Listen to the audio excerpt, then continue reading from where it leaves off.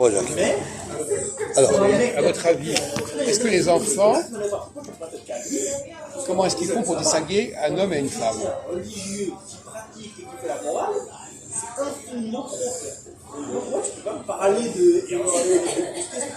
Est-ce que l'enfant a les moyens, le bébé, est-ce qu'il a les moyens de savoir si telle personne est masculine ou féminine? D'abord, il y a les cheveux. D'accord, continue, vas-y. Non, mais je veux dire, c'est un bébé, tu parles. Un enfant. Peu importe, à un certain âge, ça peut être un bébé, ça peut être un enfant de 3-4 ans. à 3 ans. Bon, moi, je peux. Non, bon, alors vas-y. Oui, oui. Ben, papa, maman. Ah oui. Expression. C'est des papas, il y a Non, des mais mamans. d'accord, mais il n'y a pas que des papas et mamans. Oui, non, mais c'est... C'est une distinction qui permet de savoir que. Bon, d'accord, est-ce qu'on peut aller plus loin, s'il vous plaît, que ce genre de réflexion basique, très basique? Qu'est-ce qui permet à l'enfant de savoir s'il a affaire à un homme ou à une femme?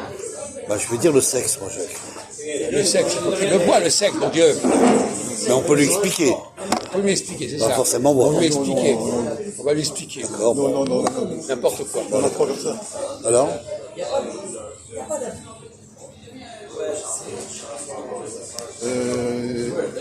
Il voit bien les groupes de femmes et les groupes d'hommes. Ça se voit, ça. Un enfant, il voit bien. Non, mais allez-y, déballez les Non, mais trucs. on voit bien que les hommes sont dans des groupes et les femmes dans d'autres groupes. Et un groupe d'hommes, un groupe de femmes, un enfant, il est vite compris. Oui. Bon. Ah oui. Moi, je dirais peut-être la prononciation de la voix aussi. La voix féminin, la voix masculin. Voilà. Je dirais plutôt ça, moi. Alors, peut-être la douceur de la voix chez les femmes. Voilà. Et chez les hommes, c'est plus... Plus grave. Plus grave et la femme plus aiguë, alors. plus poutré. On dit... Ouais. Voilà, oui. Alors, moi, je dirais ça, René, tu vois. Un peu plus aiguë, tu vois. Une femme un peu plus. Les hommes, ils parlent du tac au tac. Je veux dire, comment dire ça Ouais. Les hommes, ils parlent du tac au tac. Je veux dire, Pourquoi les femmes ne parlent pas tout à côté? non, les hommes pas, c'est une mitraillette, je veux dire. Bon. Ah bon? Non, je crois que les femmes parlent aussi rapidement que les hommes, c'est un peu plus d'ailleurs, à mon avis. C'est même plus dans une sorte de déballage encore plus rapide que les hommes. Ah oui, l'algorithme féminine, je veux dire, ça arrive. Oui, mais justement. C'est du tac au tac, là, le Bon, enfin, d'accord. Alors, c'est tout ce que vous avez à dire à ce sujet. Alors, on va poser une autre question. Comment arrive-t-on à distinguer un juif de quelqu'un qui n'est pas juif? On a déjà posé cette question sur d'autres plans, mais on va vous mettre un peu sur la voie. La question, c'est savoir comment on sait à qui on a affaire. Est-ce que c'est pour des raisons que tu peux mettre en avant, le visuel, l'habillement, la voix, etc. Ou est-ce que c'est autre chose? Voilà. Dans le détail. Dans le détail, qu'on voit si c'est un juif ou n'est pas juif. Parce que les juifs ont un sens du détail, je veux dire, la précision dans les détails, je veux dire, que n'ont pas les non-juifs. Sur quoi tu te bases sur quoi le détail, René? Qu'est-ce que tu veux dire par là? Il a une idée comme ça. Il n'y a pas de tort, moi je ne suis pas contre cette idée, a priori, c'est déjà quand même un peu, c'est un peu compliqué déjà. Il y a aussi la politesse des juifs. Les mots de la politesse sont très forts. Très fort. Ah oui, aussi. Non, mais d'accord, parce que pour l'instant, on est des gens qui se disent, voilà.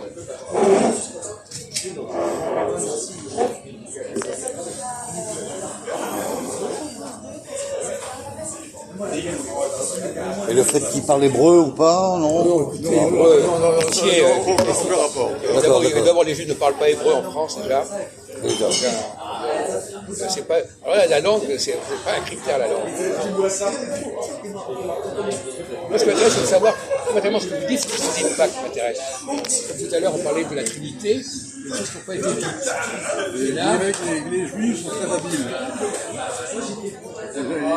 Habitués dans tous les domaines, dans la discussion et tout, alors que les non-juifs sont un peu grossiers, un peu à la maladie. Un peu comme Depardieu, c'est ça.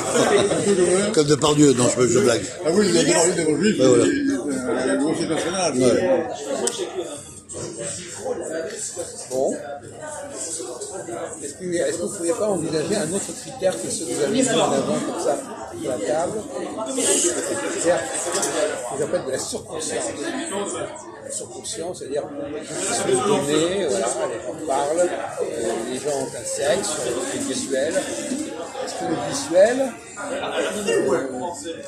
aussi au niveau de l'habillement que vous posez à l'anatomie, c'est ça qui permet de déterminer que c'est par exemple, c'est quelqu'un qui circoncis.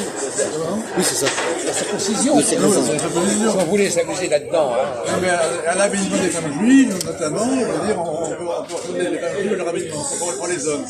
Oui, mais moi je te recouvre un peu plus ce que tu as dit, René, tout à l'heure. Effectivement, le juif a plus la réflexion sur l'intelligence que les Français, qui n'ont pas. Non, les femmes Pas juives tout, sont hein. beaucoup plus subtiles que les femmes arabes. Dans l'islam, les femmes ne doivent pas être provocantes. Ouais. Elles peuvent être beaucoup ouvertes et pas ouvertes. Mais je veux dire, elles sont dans la nuance. Ouais. Elles sont dans la nuance pour ne pas être de couleur brillante. Tu vois. Et en même temps, elles ont des belles couleurs, bien nuancées, je veux dire, bon. Oui. Il y a un sens de la nuance Oui. chez les femmes, bon, chez les hommes aussi, mais surtout chez les femmes juives.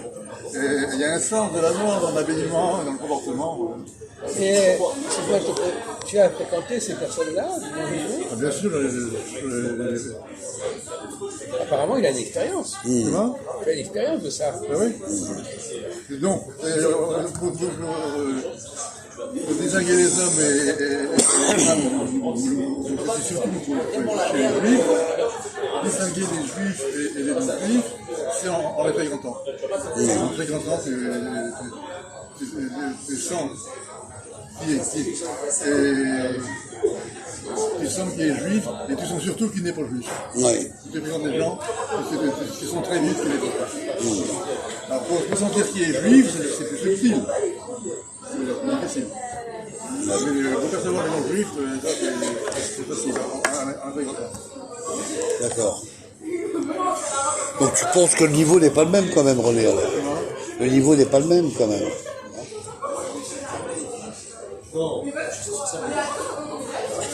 Bon. Non, mais c'est très subtil. Moi je te dirais par rapport aux musulmans, le niveau n'est pas le même. Pour moi c'est clair. Mais après, voilà.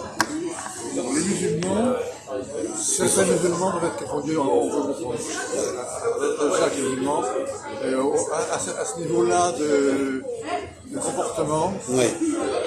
c'est là qu'on peut confondre les musulmans et les juifs. Ouais. Alors qu'on peut poser la question. Celui-là, est-ce qu'il est juif ou est-ce qu'il est musulman ou arabe tu vois, des fois, je pose la question. Bah si, bah, je peux te répondre là-dessus. Moi je connais deux. Enfin, ils ont grandi avec moi, c'est pas un problème, mais bon, on était dans les mêmes quartiers. Les deux séfarades tunisiens, ils m'ont dit, Christophe, je suis juif tunisien. Comment? Ils me l'ont dit à moi. Oui. Ils m'ont dit, Christophe, moi je suis juif tunisien. Oui. Et voilà. Oui. Comme moi je suis juif allemand. Voilà. Comme Jacques est juif français. Voilà. Donc il y a quand même une reconnaissance de la communauté. Les gens se disent, voilà, nous sommes ça. Voilà. Et c'est marrant, c'est que les juifs Oui. tunisiens, physiquement, ils ressemblent aux arabes. Et ils adoptent les vêtements arabes, les comportements arabes. Des méthodes, des coutumes, on peut dire. Les méthodes, des coutumes. j'ai la base, Oui. les juifs tunisiens, ils mettent la base. Il Oui. n'y a pas de problème. Oui, mais après, il y a un peu quand même il y a quand même un recul et une préférence quand même. Ils sont très communs. Voilà. Oui, non, excusez-moi, on ne pas du sujet. Hein. On est dans le visuel, moi je voulais qu'on évite ce genre de discussion. Le visuel, l'habillement, la parole, etc. Est-ce qu'il n'y a pas des choses plus subtiles que cela? On revient à l'enfant. Parce que l'enfant, justement, à l'intérieur de l'enfant, c'est qu'il n'a pas forcément tout ce bagage culturel.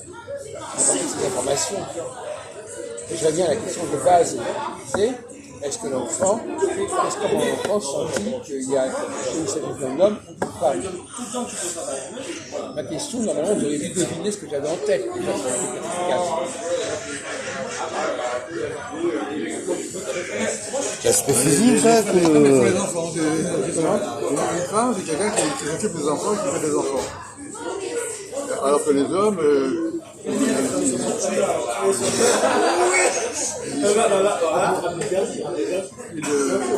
ils surveillent les enfants. Ça fait penser à une anecdote bien connue. Dans la rue, quelqu'un qui voit un type dans la rue en train de chercher quelque chose par terre. Alors on lui dit qu'est-ce que vous cherchez? Il dit je cherche ma montre que j'ai laissé tomber. Bien sûr que vous l'avez laissé tomber là. Non, je ne vais pas laisser tomber là. Et là, c'est illuminé. Ah, d'accord. Donc, c'est-à-dire qu'on essaie toujours de ramener les choses à ce qu'on sait. C'est vrai. Donc voilà, donc dès qu'il y a un truc un peu trop compliqué, on va dire oh ben non, voilà. Oui, il va contourner la situation. On va chercher là où on sait que c'est pas là. On sait que c'est pas là, ouais, c'est ça. Et voilà, mais il y a la lumière, donc on sait là. Ouais. On va employer une référence qui n'est pas la bonne, mais on sait qu'elle elle existe cette référence. Bien sûr. Et on n'a pas envie d'employer des références. Tout à l'heure,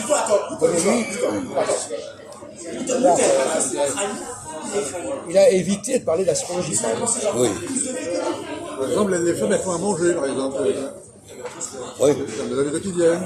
Alors les cuisiniers sont des hommes, Ouais. mais à la maison, c'est les femmes qui sont les cuisiniers. Ouais, tu vas faire comprendre que la femme est intérieure et l'homme est extérieur, quoi, finalement, c'est ça. Quand on entend beaucoup de lieux communs, beaucoup de banalités, comme on dit, tout ce qui est accessible, tout ce qu'on peut voir, on en parle, voilà. On ne veut pas utiliser des concepts subtils. Par exemple, Tu parlais d'astronomie, Jacques. je disais que justement, par exemple, lui, Oui. quand il a parlé de l'ordre des choses, de la vérité, il n'a parlé ni d'astrologie ni des juifs. D'accord. Parce que c'était deux sujets difficiles à contrôler, difficiles à manier. On pouvait parler de choses plus faciles, plus accessibles. En faisant ça, on passe à côté de la vérité. C'est dans la danse qui est féminine, la danse est féminine.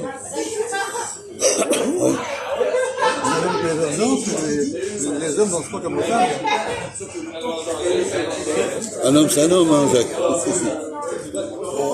Écoutez, alors moi je voudrais quand même dire quelque chose à ce sujet, mais je répète encore une fois, le problème c'est que vous êtes toujours en train de parler de choses qui sont, comme je vous dis, éclairées. C'est éclairé, voilà, c'est efficace. Alors qu'en réalité, la réalité elle n'est pas là. Les femmes se tiennent dans la main.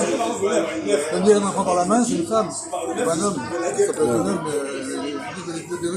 Enfin, ça, c'est des effets contradictoires, mais enfin, bon, après, tout le monde n'est pas d'accord avec ça.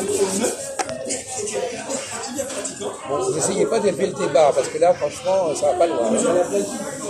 L'astrologie, Je vous invite à élever le débat. l'astrologie, Jacques, pour moi, c'est, Avec une femme, je l'avais dit, les femmes, on peut les c'est des rapports zodiacales avec les gens, voilà. Donc, Les femmes, on peut les toucher physiquement sans problème, alors qu'avec les hommes, c'est problématique. Bon, c'est très codé. La poignée de main est très codée avec les hommes. Avec une femme, on l'embrasse, bon, etc. C'est beaucoup moins codé. Et voilà, ce sujet, justement, on pourrait dire exactement l'inverse.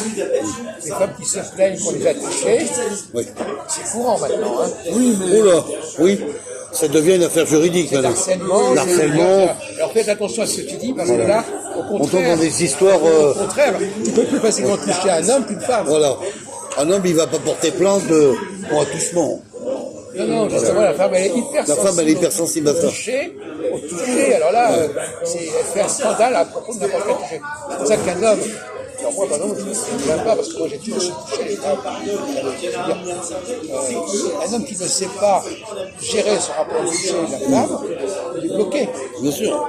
Soit il fait rien, soit il fait des trucs qui déclenchent des réactions violentes. Donc là, vous êtes tombé à côté de la femme. C'est bien un domaine où la femme est très difficile à gérer, c'est le toucher. C'est ça. Je sais pas d'où tu parles, mais bon, tout cas, mais là, franchement, Ça c'est clair, j'en ai eu l'expérience.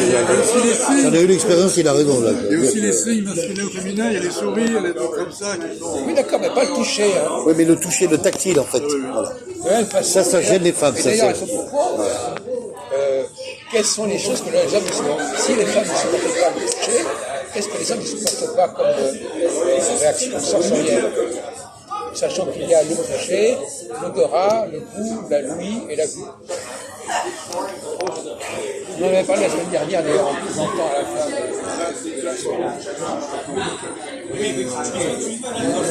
Les femmes ne veulent pas voir certaines choses, je veux dire. Pour les hommes, on peut leur montrer, je veux dire.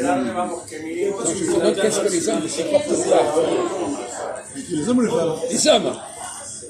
On vient de parler du toucher pour les femmes. Qu'est-ce que les hommes ne supportent pas?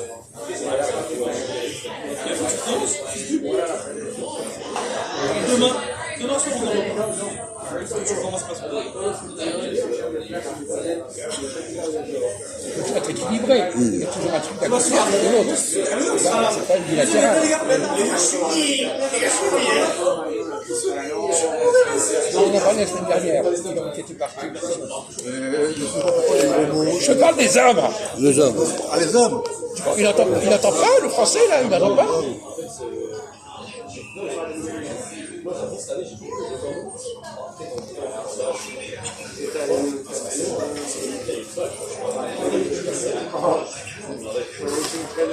T'as trouvé, toi? Ah bah moi je pourrais dire ce que les hommes ne supportent pas. Les femmes ne supportent pas. Les hommes, Non, les hommes. Oh, ça va, hein. les hommes. Les hommes. Ce que les hommes ne supportent pas, c'est, je dirais, des propos verbaux, des propos, voilà, à l'égard de la femme. Voilà. Ah bon? Des propos verbaux. Bah, des rapports malsains, je veux dire, de dialogue, des dialogues malsains. Qu'est-ce que tu supportes pas chez Florence? Des dialogues malsains, je veux dire, voilà. Florence, tu la supportes pas. Oui, parce qu'elle a un mauvais langage, elle parle très mal, voilà. C'est une femme vulgaire, voilà. Il y a des femmes vulgaires aussi, ça existe aussi, ça existe. Il y a des femmes très polies, bien éduquées, il y a des femmes vulgaires. Il y a de la vulgarité chez les femmes. Ah ça, je crois que les hommes ne supportent pas ça, je crois pas. Voilà, c'est ça, affreux. Effectivement, là, c'est la bonne réponse. Non les femmes, l'autre jour, par exemple, je pensais à des trucs amusants. Oh, oui, d'accord. S'il y a une femme qui vous embête, qu'est-ce que vous faites? Comment peut-on faire fuir une femme? Comment peut-on faire fuir un homme? On parlait la semaine dernière, on parlait de comment se débarrasser de quelqu'un.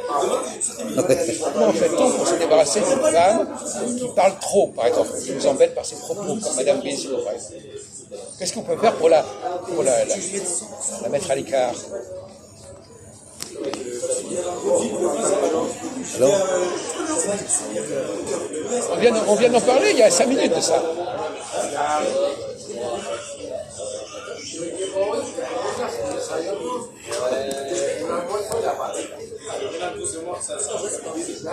Comme on ne peut pas durer, comme on ne peut pas filmer pendant des heures, on va se faire en train de réfléchir. Vous ne pouvez pas l'écouter. Mais non, ça c'est pas ça qui va là. Non. Alors, on va récapituler. C'est curieux parce que c'est des questions tellement fondamentales C'est ça, ouais. que c'est pas aujourd'hui que vous découvrez ça à 70 ans qu'il y a un problème. Vous devriez l'avoir compris depuis très longtemps. Incroyable. Des choses comme ça, les gens ne comprennent pas alors qu'ils ont passé toute leur vie. Bon, alors effectivement, comme a dit Christophe, les hommes ne supportent pas certains bavardages, certaines réflexions ridicules, inutiles, etc. On appelle d'ailleurs le ça de la parole. On évite des trucs comme ça. Si les gens disent trop de conneries, à un moment donné, on s'en va. Voilà. on n'est plus dans le dialogue, dans la normalité. Et Quoi. d'ailleurs, la meilleure façon pour les femmes de faire partir les hommes, c'est de dire des conneries. Voilà. Plus tu diras des bêtises, plus la femme va partir. Non, c'est le contraire. Ah pardon, c'est l'homme qui va partir. Oh, mais vous n'arrivez pas à être cohérent dans votre discours. Oui, c'est vrai que ta femme, si elle en rajoute, l'homme peut partir. Oui, les hommes n'aiment pas les caméras, par exemple. Non, c'est ça. Voilà. Non. Bon, maintenant, je réponds à ma question. Comment fait-on pour faire partir une femme une femme, par exemple, qui vous embête, qui parle trop, qu'on entend trop, comment fait-on pour la faire partir? À part le fait de ne pas l'écouter, évidemment. Humilié, Jacques. Mais ça veut dire quoi? On vient d'en parler. On en a Humilié verbalement. Non, mais on en a parlé il y a 5 minutes de ça. Ah, ouais. On a parlé de toucher, oui ou non. Toucher, oui. Bon, alors pourquoi ça ne revient pas maintenant? Je sais pas, vous avez des cerveaux. Non, c'est bon, mais j'ai compris, moi. Comment? J'ai compris, moi. Ouais. Bah, l'homme, ce que la femme va pas supporter, c'est que tu la touches, elle va partir. Exactement. Voilà. Ben voilà, c'est ça qu'il fallait répondre. Et la femme, c'est le contraire. Une femme qui elle va t'embête, avoir un... tu te rapproches d'elle, tu la touches comme ça, elle s'en va. Voilà. Madame Grisot, par exemple, si on voulait on avait dû proposer une stratégie, si on veut la faire partir, il faut se rapprocher d'elle. Dans ma chérie, etc. Vous êtes rapide sur laquelle, alors là, elle s'en va. Elle se tire. Voilà. Oui. Bravo, Jacques, bravo. Oui, voilà, c'est bon. C'est la meilleure solution. Vous rapprochez comme ça, vous dites voilà, ça va, etc. Et là, elle se barre. Je supporte pas d'être en accolade avec un homme. Donc, contrairement à ce que disait René Louis, le toucher, c'est quelque chose que la femme ne Il faut supporte fuir pas. la femme, bien sûr. C'est curieux que tu t'es élaboré, il y a une théorie inverse. Inverse.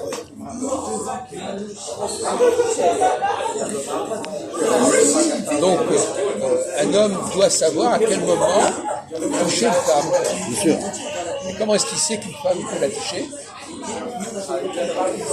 Moi, je dirais quand elle est consentante, Jacques. Ah ben voilà, alors là c'est amusant. Et comment tu sais qu'elle est consentante? Si elle le veut. Et comment tu sais qu'elle le veut? Si elle en a envie. Et comment tu sais qu'elle en a envie? Si elle le dit. Non. Ah bon? Qu'elle le dit. Voilà. Je vais passer par la parole. Tu ne te rends pas compte de ce que tu racontes, mon pauvre ami? Quoi? Non, je pense que... Ah non, mais là c'est intéressant, parce que chacun raconte ses problèmes. Là, on est dans la psychanalyse, là. Elle le dit. Alors, Non, je vais faire mieux que ça. Elle le séduit. C'est de la séduction. Quoi? Elle séduit un homme. Comment elle fait pour le séduire? Pour le sourire, dialoguer, parler, charmer, commenter. C'est les hommes qui séduisent sur la parole. Oui, mais aussi la femme, elle peut le faire. Il y a des femmes qui savent le faire aussi. Oui, il y en a qui savent. Il y a des femmes qui savent le faire. Non, je parle dans le discours. Non, effectivement, souvent, c'est la femme qui rompt la glace par la parole. Pas une parole d'ailleurs libre. Bien sûr. Une parole, elle dit n'importe quoi, mais c'est pas grave. Elle dit n'importe quoi, mais elle va rapprocher. Elle va commencer à discuter. L'homme n'a pas envie de faire ce genre de plaisanterie comme ça. Il y en a qui le font. Mais en général, l'homme, il a un contrôle de la parole, il n'a pas envie de dire n'importe quoi, n'importe quoi. Mais, donc, oui. Et inversement, l'homme, il va briser la glace par le toucher. Par les actes. Mais le toucher, la femme, ça sera la parole. Le toucher, La femme, ça sera la parole et l'homme, ça sera les actes. Oui, mais c'est pas la parole, c'est pas justement, il va pas demander, il faut parler. Non. Le rapport au toucher, c'est pas par la parole. Le consentement, c'est, tu sens que la femme est disposée. Elle n'a pas forcément à faire des grands clins d'œil ou je sais pas quoi. Et si tu n'as pas cette capacité à percevoir le consentement de la femme, sans qu'elle te le dise clairement, sans que tu fasses une requête. Oui, un consentement juridique. Oui. Non, mais c'est n'importe quoi. C'est n'importe quoi, bien sûr. Voilà. Non. Alors là, on retombe dans un sujet qu'on avait abordé tout à l'heure. Des choses qui se sentent. On sent quelque chose. On sent que la personne est disposée à certaines choses. Il y a des hommes qui savent faire. Il y a des gens qui sont capables de le faire et qui ne sont pas capables. Ça, c'est vrai. Ils n'ont pas cette notion. Un homme qui réussit La notion avec une de... femme, c'est celui qui sent la femme, qui sent qu'elle est d'accord. Mais c'est pas parce qu'il leur a demandé ou qu'elle leur a dit ou quoi. Il le sent. Bon, on retourne à la question de tout à l'heure. Comment je fais qu'un enfant sent qu'il a affaire à un homme ou une femme? À mon avis, c'est subconscient. C'est la subconscience. C'est des choses qu'on ressent, mais qui ne sont pas écrites, exposées comme ça. C'est pas visuel. De la même façon, en astrologie, nous captons les astres, sans les voir, ils sont impactés par certaines formes d'astronomie, sans la voir, il n'y a pas de visuel. C'est exact, Donc c'est on vrai. capte comme ça, Capte comme ça. c'est subtil. Donc si vous faites l'économie de tout ce qui est intuitif, parce que vous n'avez même pas prononcé le mot intuition, c'est ordinaire. Ouais. Le mot n'a pas été prononcé. Intuition. Une demi-heure qu'on parle de ça. L'intuition de l'autre, l'intuition que c'est un homme ou une femme, l'intuition qu'elle est d'accord ou pas, le mot n'a pas été prononcé. J'ai failli te le dire, Jacques, mais bon, tu l'as dit. Comment? J'ai failli te le dire, mais tu l'as dit. Je te cache pas la vérité. On s'arrête là. Ouais, ouais.